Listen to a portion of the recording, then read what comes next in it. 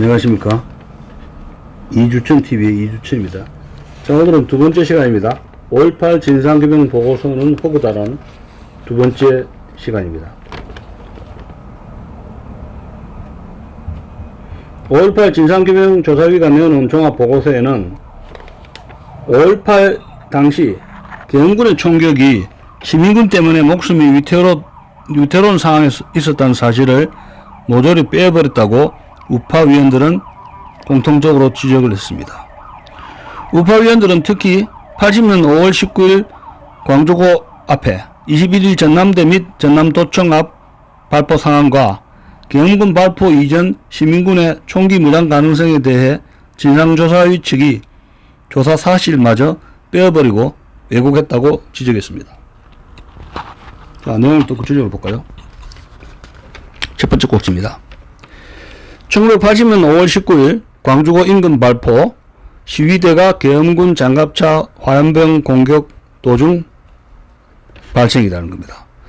우파위원들에 따르면 진상조사위는 지난해 12월 26일 계엄군 발포와 책임 사건에 대한 표결 결과 7대2로 진상규명 불능 결정을 내었습니다.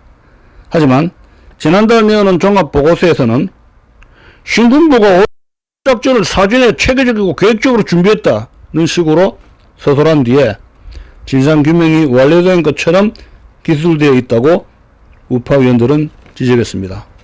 그러면서 5월 19일 광주고 인근 발포와 21일 전남대 및 전남도청 앞 발표에 대해 실제 조사한 내용을 상세히 소개했습니다. 5월 19일 광주고 인근에서 발생한 계엄군의 발포는 김모 대위에 의한 것이라고 합니다. 우파위원들에 따르면 김 대위를 비롯해 계엄군이 타고 있던 장갑차는 고장이 난 상태로 시위대에 의해 완전히 포위가 됐습니다. 시위대는 계엄군의 장갑차에 불을 붙이는 공격을 가했습니다. 김 대위는 이에 1차로 공중을 향해 단발 위협 사격을 했으나 시위대는 물러나지 않고 계속 공격을 감행했습니다. 그는 2차로 진민을 향해 위협 사격을 했습니다. 이때 M16 소총을 영사로 놓고 발사하는 바람에 총구가 위로 들리면서 사상자가 발생했다고 합니다. 우파위원들은 보고서는 직격탄에 의해 부상을 입은 행위는 결코 긴급 피난으로 정당화될 수 없다라고 기술했는데 생명의 위협을 느낀 상황에서 일어난 일이라면서 또한 김 대위는 이미 사망했으므로 형사법적 책임 판단을 논하는 것은 적절하지 않다고 지적했습니다. 5월 21일 당시 전남대 앞 상황도 계엄군에게는 절망적이었다는 것이 우파위원들의 한결같은 설명이었습니다. 이들에 따르면 당시 시위대는 전남대 내부까지 밀고 들어와 계엄군이 극단적인 수세에 몰려 있었다는 겁니다. 계엄군은 체류탄과 곤봉으로만 무장하고 있었던 반면 시위대는 돌을 던지고 쇠파이프와 강목 등을 휘두르며 경찰에게서 빼앗은 가스 차량 등을 앞세워 계엄군 쪽으로 밀고 들어왔다고 합니다. 게다가 5월 20일 야간부터 시작된 시위대의 차량 시위로 전남대 앞과 광주역 사이에서 계엄군 한 명이 사망했다는 소식도 전해진 뒤였습니다. 우파위원들에 따르면 당시 계엄군은 동료 전우 한 명이 시위대 차량에 들이받쳐 상반신과 하반신이 분리되어 이미 죽었고 여러 명이 부상을 입었다는 소식을 들었습니다.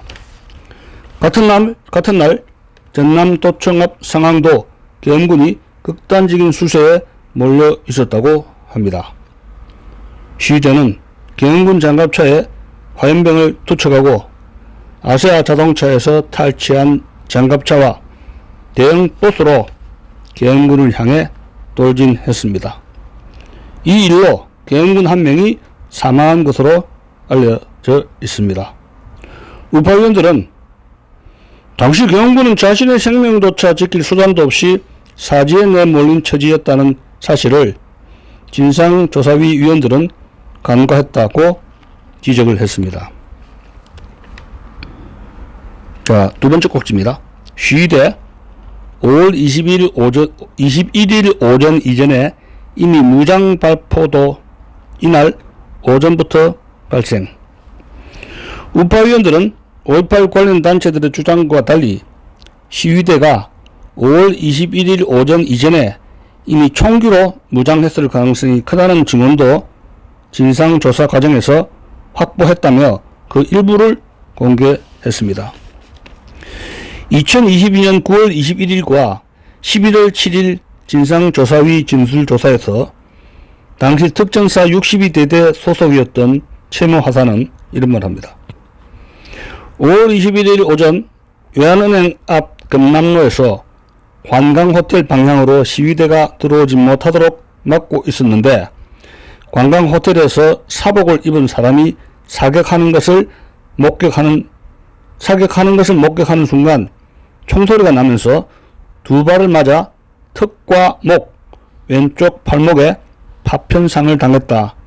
그렇게 진술하면서 YMCA 쪽 우체통에 기대고 앉아 지혈을 하는 정도의 응급처치를 받고 도청과 노동청 사이에 있는 개인 병원으로 이동해 상처를 꿰맨 후 깁스를 하고 나왔으며 5월 27일 국군 광주 통합병원에 입원했다고 진술을 했습니다. 우파 의원들은 시위대 5명의 진술도 공개했습니다. 야, 5월 21일 이미 시위대가 들어오지 막고 있었는데 사복을 입은 사람이 관광호텔에서 사격하는 것을 목격하는 순간 총소리가 나면서 두 발을 맞아가지고 턱과 팔에 파편상을 당했다잖아요. 기가 막히다. 자, 우파 의원들은 시위대 5명의 진술도 공개를 했습니다. A씨는 5월 20일 오후 5시 광주 쌍천동 소재 신학대 앞에서 30대의 성명불상 시위대로부터 칼빈 소총 한 정과 실탄 15발을 배분받은 뒤에 계엄군과 대치했다고 진술했습니다. 그러니까 30대의 성능 미상의 시위대로부터 칼빈 한 정하고 실탄 5발을 15발을 분배받았다는 거예요. 그 누군지 모르죠. 자, B씨는 또 이런 말 합니다.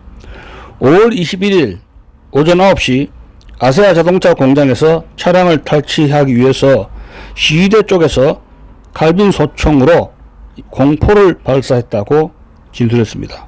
그러니까 아시아 자동차 공장 차량 탈취하기 위해서 시위대 쪽에서 먼저 칼빈 소총으로 공포를 먼저 발사했다 이런 이야기입니다.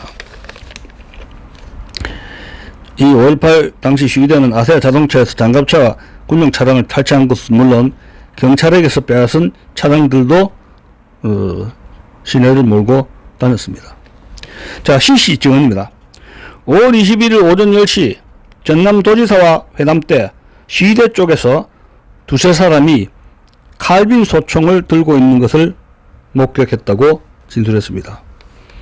자, D씨에 이미 그러니까 5월 21일 시위대가 무장했다는 이야기입니다. 칼빈 소총을 들고 있었다고 했고, 그럼 누군지 모르죠. 두세 명. 자, D씨 진술입니다.